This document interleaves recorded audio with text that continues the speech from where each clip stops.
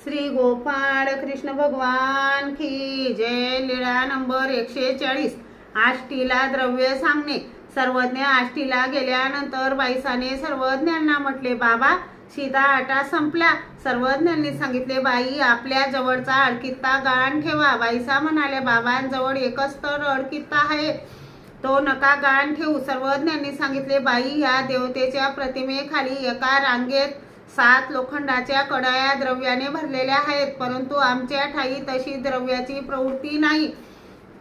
चांगदेव भट अडकित्ता घेऊन बाजारात गेले। 16 दामात अडकित्ता गाण ठेवला। 8 दामाचा बाजार आणला आणि 8 दाम रोकडे आणले। सर्वज्ञ पडवीत बसले होते, तेवढ्यात त्यांच्या जवळ अडकित्ता गाण ठेवला तो वाणी देवतेच्या पूजनास त्या मंदिरात आला। सर्वज्ञांना पाहून दंडोते घातली, श्रीचरणा लागला आणि 16 दाम समर्पित केले आणि विचारले, माझ्याकडे आज गाण ठेवलेला अडकित्ता आपलाच ना?